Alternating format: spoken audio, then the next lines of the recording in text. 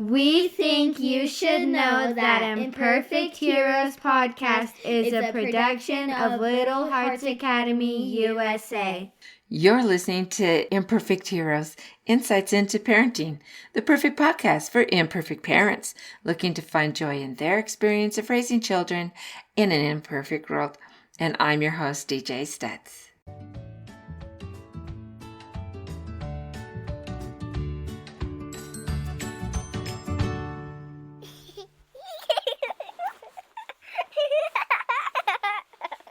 Welcome, my heroes and heroines. It's so glad to have you back. And today we are introducing a new topic for the month of May, and that is on perseverance. But before we get started, I just wanted to share with you that I have a new offering. It's called Parent Perspectives Workshop.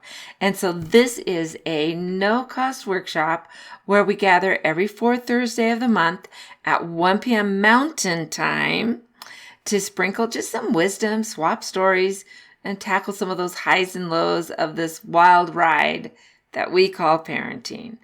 And so this month, we are rolling up our sleeves. We're diving headfirst into the world of perseverance.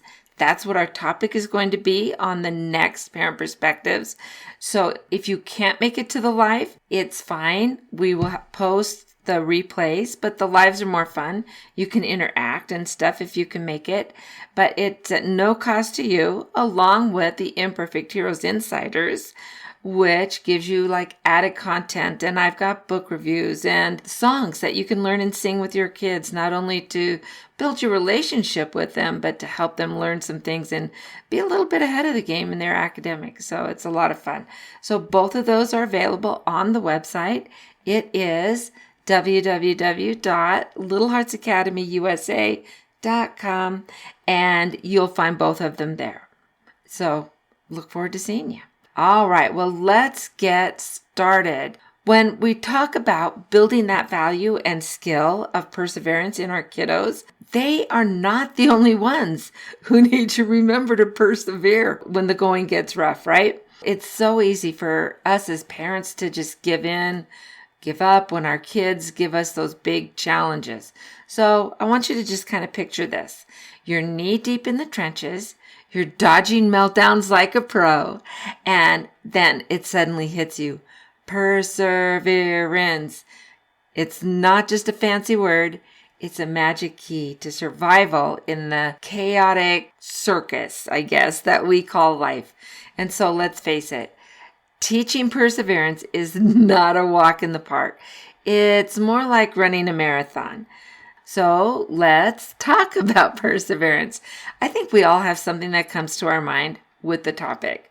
And so the definition is actually, and I had it written down, it's the continued effort to do or achieve something despite difficulties, failures, or opposition. And don't our kids give us some opposition here and there? In fact, they seem to be pretty much experts at wearing us down. And just as the saying goes, it takes money to make money. It takes perseverance to teach perseverance. And so as we work to help our children learn to persevere, don't forget that it's important for us to build our own perseverance muscles as well. They need to be strengthened all the time. So it seems that we're kind of in this society that just seems to give up on things so easily, whatever's easy, when we don't go to fight the big fights when we really need to do so. Well, our kids can be like miniature Jedi masters for the Star Wars connoisseurs of pushing our buttons. And so let's talk for a minute about how we, the brave and perfect heroes, right?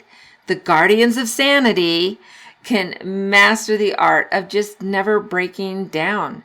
Why do we care about perseverance? Well, we know that kiddos who persevere are just the rock stars of life. Just imagine them with that oozing confidence in taking on challenges, right? And isn't that the goal? We know that children and people in general who persevere, they live fuller lives. They accomplish more. They are more confident. And they're more compassionate too. And as children persevere, they learn more about their own strengths and abilities. They learn to have a more positive outlook. They're more willing to try new things. And they are, and this is a plus for mom and dad, they are actually able to spend time alone and find things to keep them busy without you constantly being there. They find the confidence to say no and create healthy boundaries. And boy, that is so important as they grow and they get friends and they have things happen in school. And maybe a friend wants them to do something that they know they shouldn't do. Do they have the perseverance in living a life free of, well, and it isn't free, I guess. Do they have the perseverance to live that life and stand strong in the values and the moralities that are so important, right? So when they have friends that are doing stuff like that, they can have the confidence and the determination to say no and create those boundaries. They are able to meet challenges and struggles with less anxiety, and they have more problem-solving confidence. They're better able to bounce back when adversity happens, disappointments happen, even sometimes traumatic experiences can happen. But kids who know about perseverance and keeping with it, they actually do bounce back better and faster. They tend to be more honest and take on the responsibilities for their own actions. Even when they know they might get into some trouble for it, they tend to be more honest and stand strong in that. They are more authentic. They have a better understanding of themselves and who they are. They have less stress. They have less anxiety. And because of that, then they are healthier, actually. So that's pretty cool. Doesn't this sound like something that's worth working toward? Not just for our kids, but for ourselves as well. So how do we help our little ones grow into these perseverance powerhouses? From decision making to embracing failure, I've got some tools that you can use to help raise the next generation of imperfect heroes. So here's just a few suggestions. Now, I do have more, and we can talk further about implementing them, how to make them actually work in your family and with your kids and with yourself. So please feel free to contact me or sign up for a free 1-hour conversation. And the calendar link is down in the show notes. But let's talk about this and how this will work in your family. So here's some of the ideas.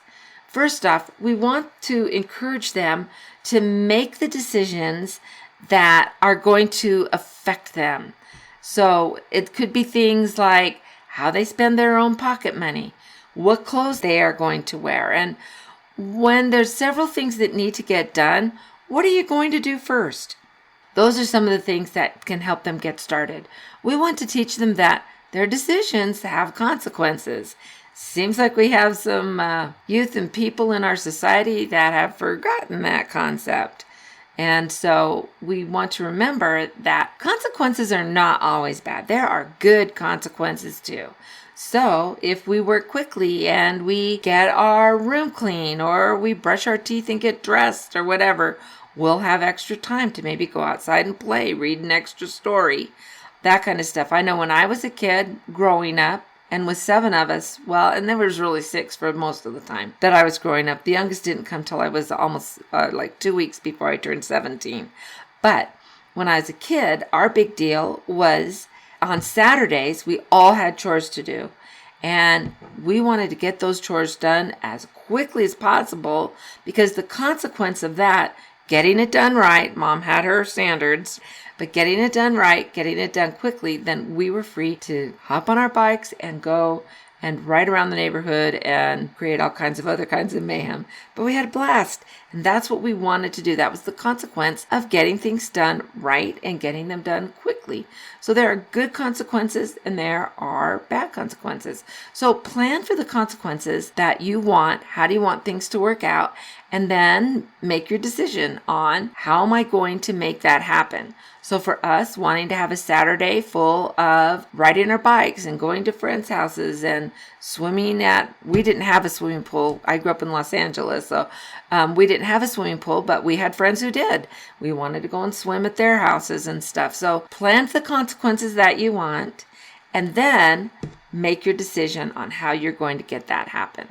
Another thing is let them finish. So they may be working on a picture or reading a book or building a Lego thing. Some of those take a lot of work and a lot of time. And so if you don't have the time to just wait and let them spend all day on it, they can come back to it later. So you're going to say, we've got to go this errand or go to church or do whatever it is. But let's leave this here so that when you come back, you can work on it some more or finish it, whatever is going on. But let them finish things that they are working on. And don't rush in to help them or hurry them. Okay, let me just finish this for you. No, let them come back to it if they need to, but let them do it. Let them finish it. And instead of jumping in. Another thing is look around and ask yourself, is this actually done? So did things actually get picked up and put away? Or are there still some things on the floor and you're just tired of trying? Did we answer everything that we had to do on our homework? Did we practice long enough on, I don't know, the piano or the clarinet, whatever? My brothers played the clarinet, so that's why that came to mind. My dad did too. What are some of the things that we want to make sure that they are finishing? Now, is it possible they just need a break and we can set the timer for 5-10 minutes? Okay, go take a break, but then when the timer goes off, you're going to come back and we're going to finish this. And especially when they're younger, they may need your help and they may need some direction, especially when their room is like super big, messy or whatever. So we're going to divide it up into pieces that they can swallow. So we're just going to pick up the yellow toys, or we're just going to pick up the cars. Oh no, that's not a car. Put it down. And you can make a game out of it and have fun with it. We're just going to start with picking up the dirty clothes. But then when they're starting off, they're going to need your help to help them learn about how to be organized and get things done, maybe break things up into bite-sized pieces so that they can persevere as they get older. They're going to know what they need to do to get it finished and done and to set those goals and those guidelines for themselves, right? So we want them to know it's okay to ask for help. We want them to ask for help when they really need it, but let's encourage them to try and work it out on their own. That doesn't mean that we abandon them, but it does mean that we're maybe going to ask questions to better understand what are the parts of the task that they actually do need help with, and then guide them to find the solutions and help them come to their own conclusions on how to solve the problem. Sometimes we jump in and we help far more than they needed us to help. And so we want to make sure that we are asking the right questions so that we're not going too far and robbing them of the opportunity to learn how to do it on their own, to figure out and problem solve on their own.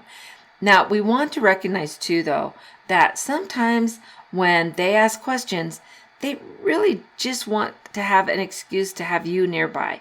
They're missing you. And so they might, Mom, Dad, I need help, right? So you come in and you can recognize that. You can look at that and we can find ways to work together. But that doesn't mean that I'm going to finish the chore or the project or solve the problem for you. We'll work on it together. But when they are looking for just time with you, let's honor that and make it productive though. And then help them find those solutions instead of quitting. Oh, this is too hard. And we see that sometimes with maybe sports. So we joined a team or we joined a club or whatever, and we committed to X amount of time. And so they want to quit early. Well, we promised that we would do this. and we are going to persevere. We are not quitters. You can use whatever terms you want to do. But then you can say, and then when this is done, we can decide if you want to keep going or if you want to stop. You could even mark it on the calendar so they know how much longer. But then we might want to see what is causing the problem. Maybe they need a little more practice throwing and catching the ball.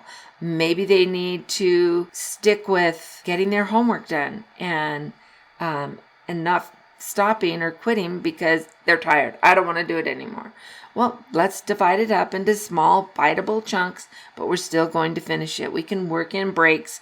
We can work in all of these things, but we're not going to quit. We're going to still finish it. And two, it's important to remind them that, failure is just another way of learning. It's not a big deal. And I know that sometimes we get frustrated with it, but now we know, oh, this didn't work well. Oh, now we know we don't like this sport. We don't want to do it. We'll move on to something else. But failure is not a bad thing. And in fact, the masters of industry will tell you that they learned far more from their failures than they did through their successes. And so it's okay for them to fail. It's okay for them to fall and to get up. Well, if our child falls from riding a bike, do we say, never again, don't ever ride your bike again? Or do we encourage them to, okay, let's brush it off. Maybe we need a Band-Aid. Okay, but we're going to try again. Maybe not today, maybe it'll be tomorrow, or maybe in an hour, but we're going to try again. We do the same thing with teaching them to walk, to talk, to hold a pencil, to write their name. All of these things come from perseverance, when we can take those skills and move them into all the other parts of their lives and make it work so well too. And so another thing is we want to make sure that we're the role model that they need to see in perseverance. And so if they see us getting frustrated and mad or throwing something across the room because it isn't working right, they're learning, they're watching. Or if we are like, oh, this is a problem, I'm feeling really frustrated right now, you can say that and say, gosh, this is so frustrating. Maybe I need to take a break and come back to it in an hour or tomorrow or whatever. But you can say that, and then they are going to watch you, and they're going to watch and notice, did you come back to it? Did you work on it? Did you figure it out? And to admit that you are frustrated, but that frustration isn't going to keep us from accomplishing something that we want to do or need to do. Because sometimes the things we need to do are not the things we want to do. So we can get that. But realize and remember that our children do watch our every move. They listen to our every word. And they're paying attention to every reaction that we have to our surroundings, to our problems, to our challenges and our hobbies and the things that excite us. They're watching every bit of that. So be sure to take challenges in stride and come up with strategies, and even let them come up with, I'm having a hard time with this. Do you think maybe you can help me figure out how to do it? They love that. Even when they're teenagers, can you help me with this phone thing? I haven't got it figured out. That's my go-to. Oh gosh, Mom. But then they can help me and they do it. And that helps us together. Another thing that you can do is let them see you or help you with doing some research in how to find new perspectives or new strategies or new ways to accomplish something that you're trying to do. And that gives them added skills to help them in perseverance.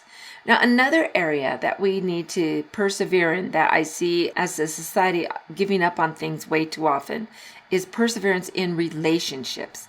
So what are the relationships that we need to persevere in? Certainly our kids, the relationship with our kids. But let's stop and think about that for a minute. Let's talk about persevering while adulting. Because let's face it, being in a family is the ultimate test of perseverance, for sure. So I have a friend from Las Vegas who years ago, we were raising our kids were about the same age, and they had 4 boys who were active. They had moved to the country from a place that didn't speak English, so the boys were having to learn a new language and then having to learn new traditions and routines and how things work, because school was very different where they came from than where we were. And so they were struggling. They were having a few problems here and there. Good kids, though. Nice kids, just having a hard time. And then being 4 boys. and all the rowdiness that 4 boys do, right?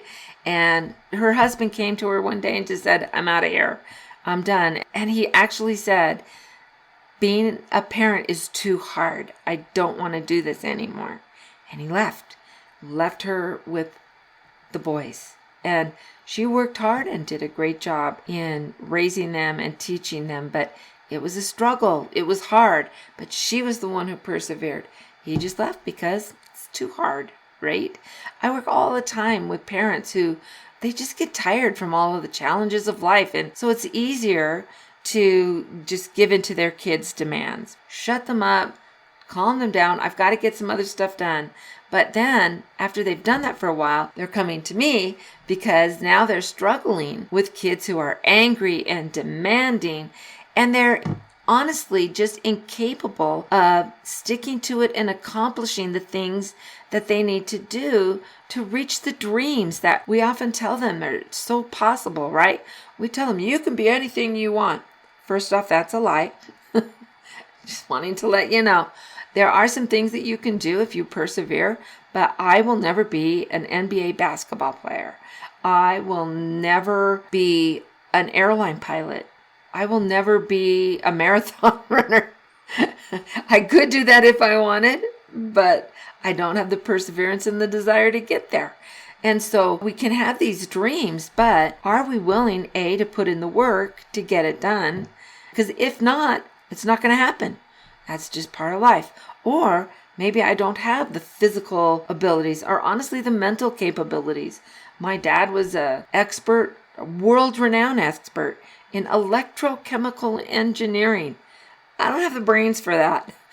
I have the brains for early childhood and knowing kids. And the funny thing is, my dad didn't have the ability to understand young, small kids. And it was a struggle for him until we started getting older and he could have more logical conversations with us. It was a big struggle for him.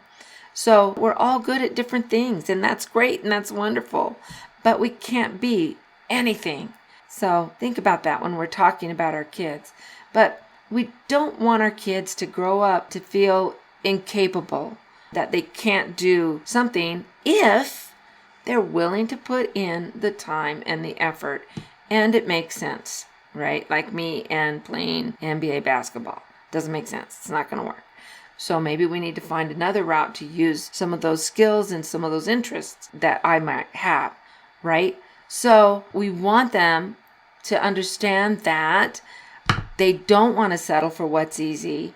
They are not going to wind up living in our basement playing video games when they're 35. We have to teach them to persevere, to keep going. And this isn't an easy task for us as parents. We have our work, we have our worries and our stresses. We have to provide a home, healthy food, we need clothes, education for our kiddos. And yes, on top of all of that, we have to take time to parent. We have to keep at it. And we have to be there for the kids. We have to set boundaries. We need to encourage them. We need to teach them how to problem solve. We need to educate them. Talk to you about that in just a second. And we need to teach them to be confident and independent. And even when we're tired and exhausted and we don't feel good, we still have to be that parent and persevere. And that's what makes all the difference. And as far as education goes, honestly, the bottom line truth is it's our job. It's our job to make sure that they are learning the things that they need to learn, whether they're in a public school, whether you're homeschooling, whether you put them in a classical charter school, whatever it is. But it's our job to make sure that the things that they are being taught are truthful, are workable, that they will be taught in a way that they can transfer that knowledge into the real world. Because sometimes that's not happening. And so we got to be on top of that, parents. So there's going to be times when we just have to redefine me time.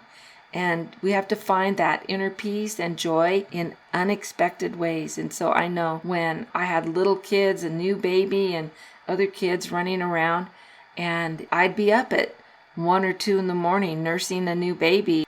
But that was regenerative for me. That was a time when I could smell their hair, and it was just the two of us, and they made those sweet baby sounds, and then burp them and having them fall asleep on my shoulder, in my arms.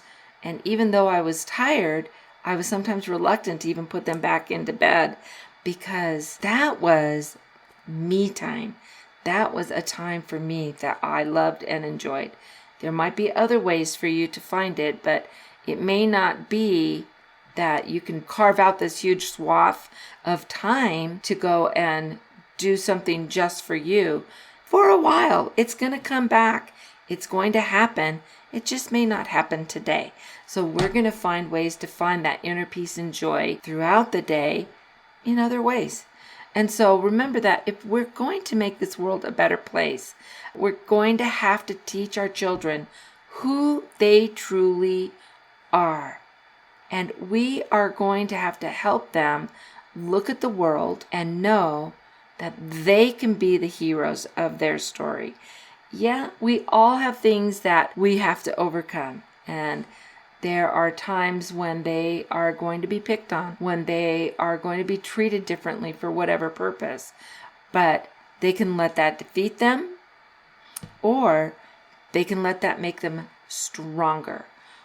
But they can be the ones who make things better and make sure that they have been given all of the tools that they need to finish their purpose. And what I mean is, we all come to earth with a purpose in life based on our personalities, based on our talents, based on our abilities.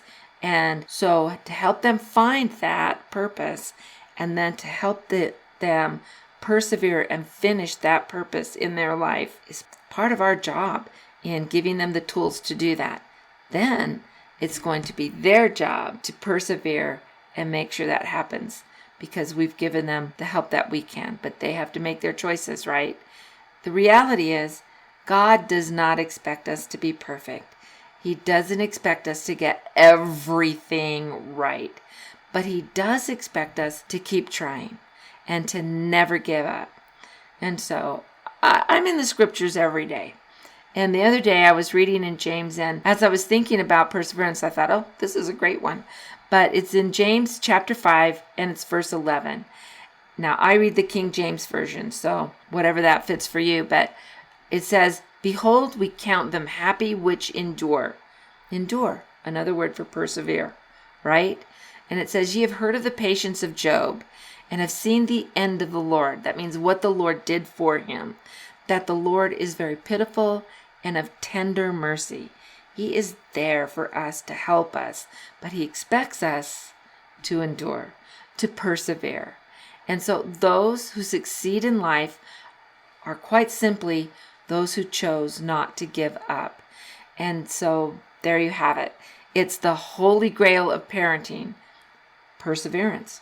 And so the next time that life throws you a curveball, just remember, you have what it takes to knock it out of the park. Just keep calm and carry on. I have that t-shirt. And never forget that perseverance isn't just a skill. You guys, it's a superpower. And it's a superpower that we can develop for ourselves, and we can help our children to develop as well.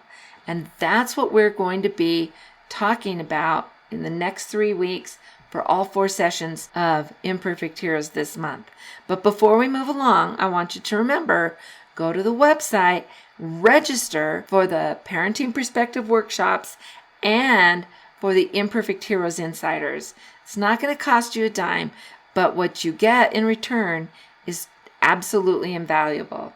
And so it's the chance to find those tips and tricks and resources, and it's like a village of support that we all need. So, until next week, let's find joy in parenting. See you guys.